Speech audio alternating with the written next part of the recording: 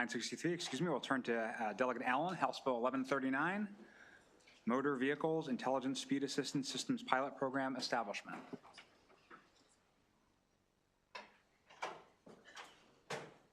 Residential street where a car comes by every 5 minutes. You know, it's just unnecessary. In many of these.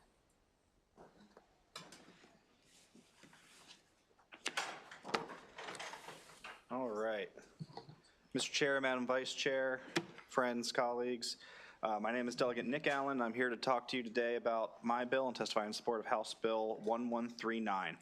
HB 1139 would establish an intelligent speed assistance pilot program within the Motor Vehicle Administration. The program requires drivers who would otherwise have their licenses suspended for chronic speeding, reckless driving, or racing to install and use technology that limits their motor vehicle speed based on the applicable speed limits for 1 year. This technology sits on the dash or just on the center console of a person's vehicle and uses GPS technology to ensure the driver is in compliance with the posted speed limit. It's incredibly accurate, and as a person moves from the street to an interstate, it recognizes that they need to speed up to merge into the highway, and it allows for that. If a person tries to exceed the speed limit, the vehicle does not allow it to go faster. I actually demoed it earlier today, just outside on Roe Boulevard, and it's the GPS part is incredibly accurate. Like the very instant I crossed from a 25-mile-per-hour speed limit zone to a 40-mile-per-hour speed limit zone, it knew. There's no lag like in your GPS in the car where sometimes there's like a little bit of a time delay. Absolutely no lag. And it's a very, it's a really kind of weird feeling when you are giving it gas and it is not going faster than what the speed limit is. It's pretty remarkable. So this technology that we're talking about has been in place for decades, or has been around for decades, and successfully used in commercial fleets all over the world. New York City and London have used pilot programs and showed that it is effective in preventing speeding.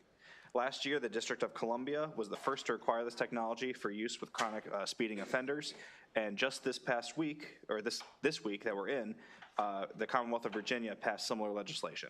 Bills are also pending in Arizona, Georgia, Nevada, New York State, and Washington. This would not apply to speed camera citations. I want to highlight that. This is much like Delegate Foley's bill, applies only to instances where law enforcement officers pull individuals over. Last year, Maryland police agencies issued over 68,000 speeding citations, and between 2020 and 2023, 7,800 drivers received 3 or more speeding citations from a law enforcement officer. The fact is, one of the most dangerous things that we do every day is ride in a motor vehicle.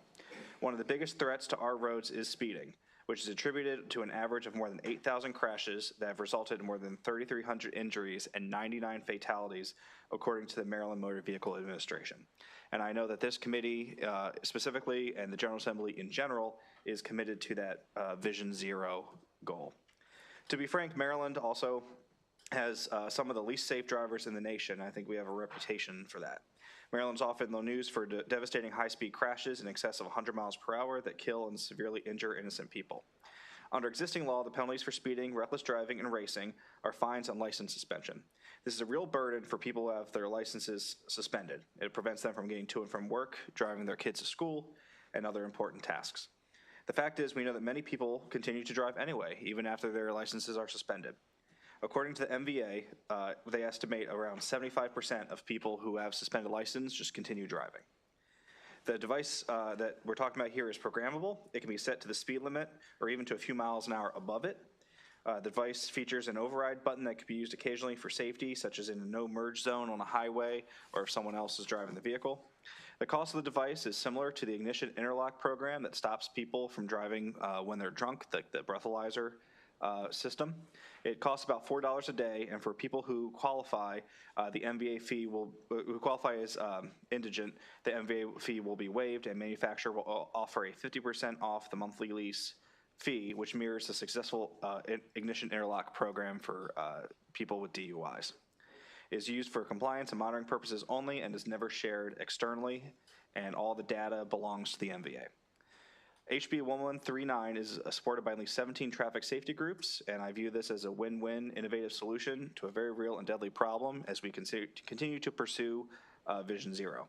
By requiring the most chronic and dangerous speed offenders to use technology that limits their speed to the posted speed limit, innocent lives will be saved. Additionally, I want to thank Sergeant Kep, who's here, and Marietta Squire for testifying today about the impact that speed has had on their lives.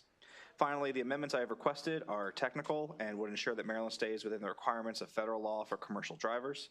I urge a favorable report from the committee, and I look forward to answering any questions you may have. Thank you, Delegate Allen. Are there questions on the bill? Delegate Naraki. Thank you, Mr. Chair. Delegate, just made me think about what we were talking about earlier. So how does this work if someone has multiple vehicles? Like, you know, in my household, we have, 3 vehicles. Obviously you could have this device installed in one of the vehicles, but what if I, decide that I'm going to drive one of those other vehicles? What happens in that situation if someone is driving a vehicle where the device is not installed properly? Like, is there additional penalties to them, or how does that work? Let me check and get back to you, but I believe that they could install it in multiple vehicles if they wanted to be able to drive both vehicles. But if they only want to install it on one vehicle, then they wouldn't be able to drive that other one. Okay. Does that make sense? It does make sense, but what if they are driving the other vehicle that, that they should have this device and that they've agreed to participate? Would there be sort of additional penalties to them for? They would probably have to pay the same fee for both vehicles. The same $4 a day. We can talk offline. I think I'm asking something that maybe you're not understanding. We'll talk offline. Okay. Delegate Morgan.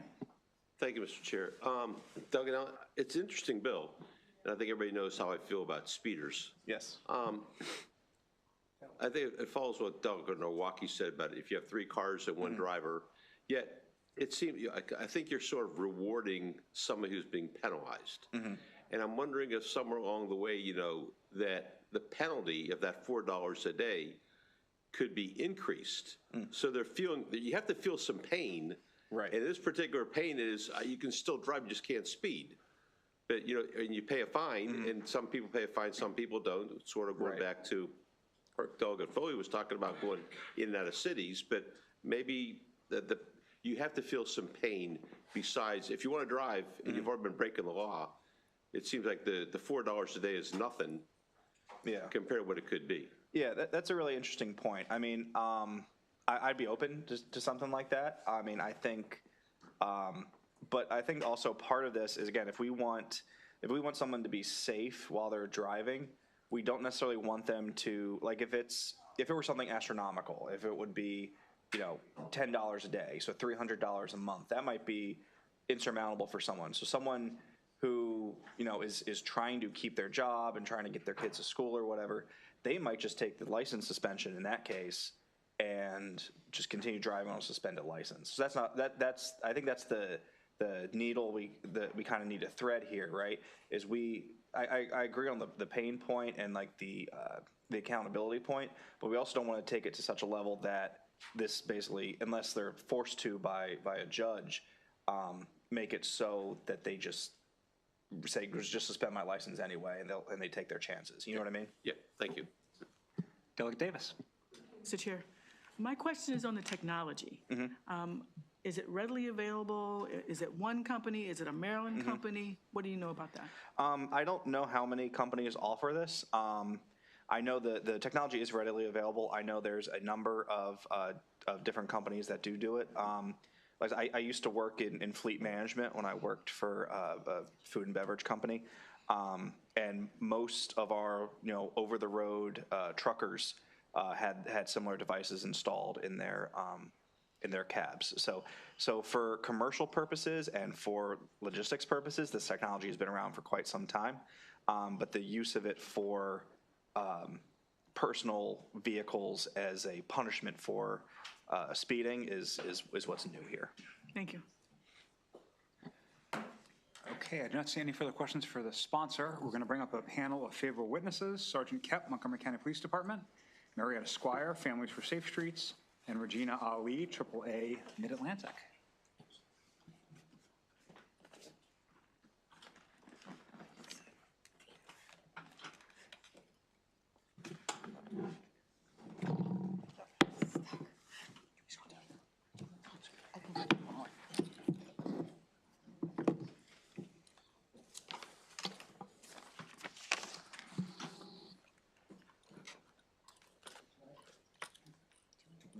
Sure. Okay. Good afternoon, Mr. Chairman, honorable members of the committee. For the record, Regina Cooper Ali, Public and Government Affairs Manager for AAA in Maryland and Washington, D.C. Thank you so much. AAA is here in support of HB 1139, Motor Vehicles Intelligent Speed Assistance System Pilot Program Establishment. AAA certainly recognizes that speeding is a serious problem on our roadways, and speed-related crashes are a leading cause of traffic fatalities nationwide and here in Maryland. According to the MDOT-MVA Highway Safety Office, there were more than 7,700 speed-related crashes in Maryland in 2023, resulting in more than 32 injuries and 102 deaths. AAA supports requiring active intelligent speed assistance technology for combating repeat and egregious speed offenders. While the use of the speed limiting technology to address this dangerous and potentially deadly behavior is new, these devices have been used, as has already been stated by Delegate Allen, across the globe, in public transit, municipal fleets, commercial vehicles, and some private vehicles around the world, and they have demonstrated success in reducing speeds. Sadly, speeding persists on our roadways despite the dangers. In the AAA Foundation for Traffic Safety Culture's annual 2023 Traffic Safety Culture Index, 61% of respondents perceived during driving 20 miles per hour over the speed limit on residential streets as very or extremely dangerous. 49% reported speeding 15 miles per hour over the posted speed limit as very dangerous. However, we continue to see people doing it. In fact, 49% of drivers said that even though they viewed it as very dangerous, they had exceeded the speed limit by 15 miles per hour on the highway in the past month, and 36% reported exceeding the speed limit of more than 10 miles per hour on the residential street. I see my time is ticking down. I'm just going to say that AAA is certainly supportive of any technology that could help keep our roads safe and reduce fatalities on our roadways. And for that reason, those reasons, we respectfully urge a favorable report. Thank you. Chair Corman, Vice Chair Boyce, members of the Environment and Transportation Committee, thank you for once again allowing me to speak in front of you regarding traffic safety, Vision Zero, and the safety of all Marylanders on our roadways. My name is Sergeant Pat Kep with the Montgomery County Police Department. As I spoke about last week, and you all know, in October 2023, I was intentionally struck and nearly killed by an extremely dangerous driver in Montgomery County. Unfortunately, I can tell you firsthand how dangerous and deadly speeding is. Even modest increases in speed cause large increases in crash energy, and collisions that I assist in reconstruction with prove that. As a Montgomery County Police Sergeant, just recently assigned to the Traffic Operations Division, I see people driving in excess of 100 miles per hour regularly. The individual who struck me was going well over 100 miles per hour, and I had previously stopped him, or attempted to stop him, for going over 135 miles an hour. All too often, speeding is coupled with other deadly driving behaviors such as drunk and drug driving, distracted driving, and the crash that changed my life, intentional reckless driving behavior directly attributable to speed. House Bill 1193 fills a void in Maryland's approach to speeding drivers. A person who has their license suspended for speeding is either a chronic speeder or someone's convicted of other speed or racing-related offenses. So I can tell you from that real-world experience, people do often drive on their suspended driver's license, and this bill would ensure those people now have a legal avenue to continue driving while ensuring that they do drive the speed limit to help maintain their work and family responsibilities and keep the roadways safe. As was mentioned, the District of Columbia passed this law in 2024. Virginia just passed a similar law this week. Maryland has a chance to save lives and make our region the national leader in roadway safety. Maryland is obviously considering a package of bills this year that I'm supporting, both here in this committee and others over the last 2 weeks, to address speeding, reckless, negligent, aggressive driving. House Bill 1139 is an important part of this package, and I urge you to pass it out of committee and into law this year. I will mention quickly for the points that were brought up, there are 15 companies that offer this technology, none of which are Maryland-based, but 15. And for the device itself, we see, especially with Interlock, the goal is to reduce the recidivism, and that Interlock has that, meets that goal, and the hope is with this as well. So we urge a favorable report. Good afternoon, Chair Mark Corman, Vice Chair Regina Boyce, and members of the House Environment and Transportation Committee. My name is Marietta Squire, and I live in Upper Marlboro, Maryland. I was the mother of Kayla Williams Rawlinson, who died moments after the car she was riding in crashed into a concrete drainage wall in Accokeek, Maryland, in November of 2023. Kayla lived in Upper Marlboro most of her life, with the exception of undergraduate life and graduate life in California. Kayla loved life and was a happy person. Her smile was infectious. When Kayla laughed, we laughed.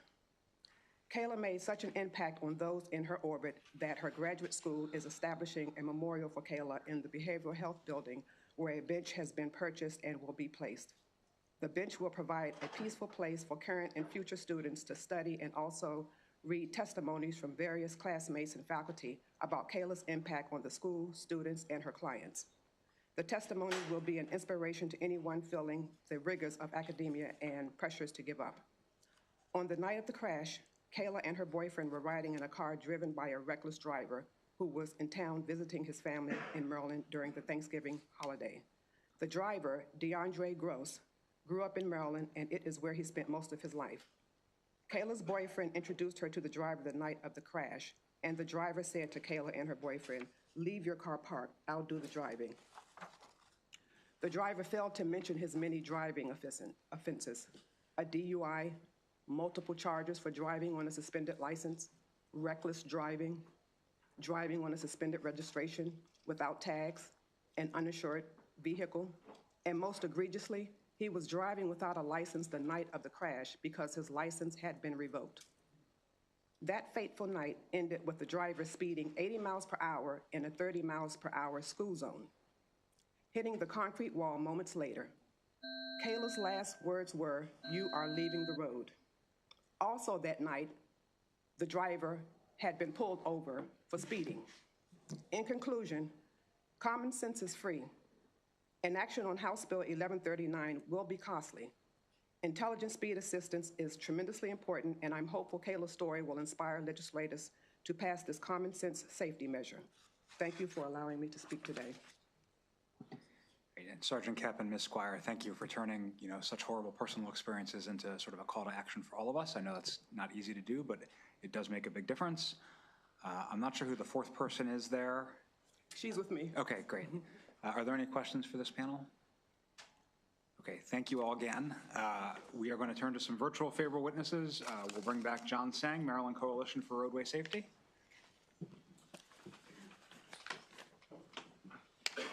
Chair Corman, Vice Chair Boyce, and members of the Environment and Transportation Committee. I'm John Sang. I represent Safe Roads, Maryland.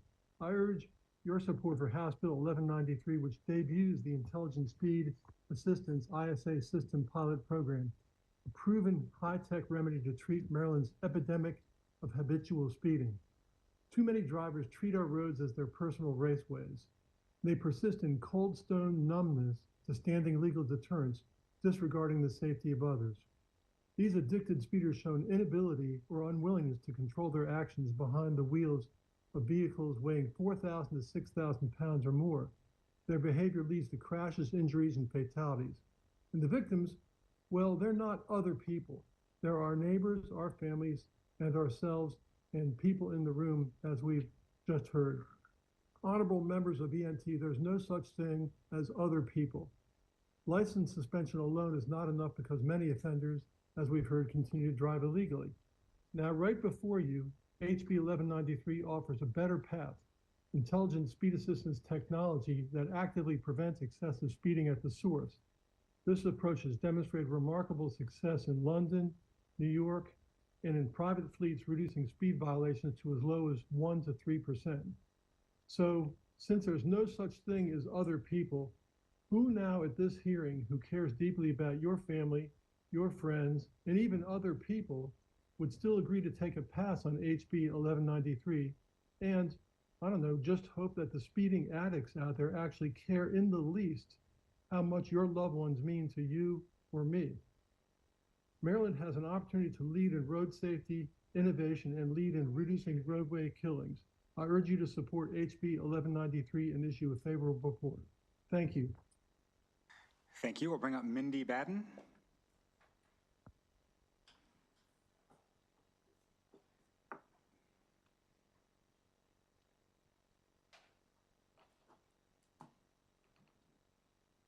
You are on mute.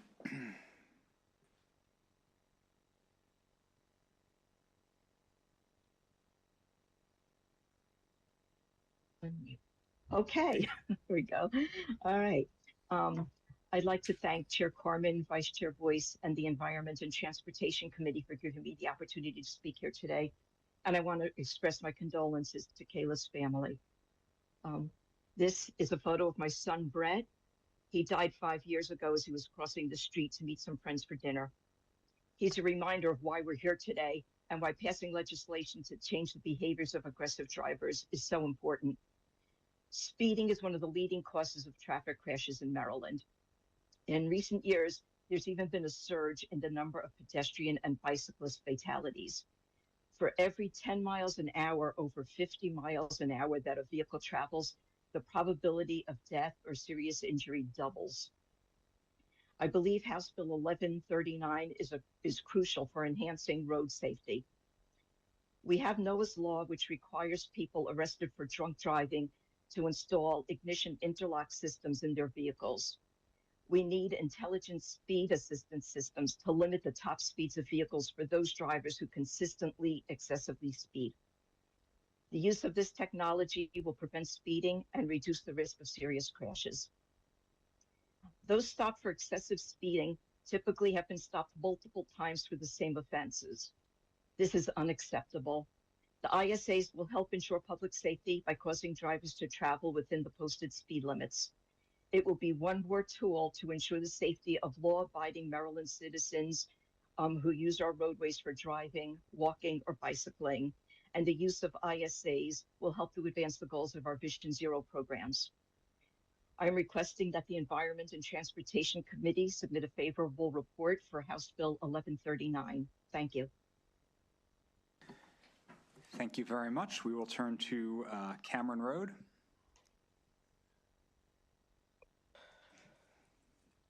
Good afternoon, Chair Corman, Vice Chair Boyce, members of the committee. My name is Cameron Road. I'm a volunteer with Families for Safe Streets. In 2019, as the passenger in a car crash near my Gaithersburg home, Maryland Judiciary case search revealed that the speeding driver who collided with me and my friend had previous citations. I ask you to vote in favor of HB 1139 as a small measure to curtail excessive speeding. Thank you. Thank you, Cameron. Good to see you. Cameron used to work here for everyone's benefit. We'll turn to John Corrin, Bike Maryland.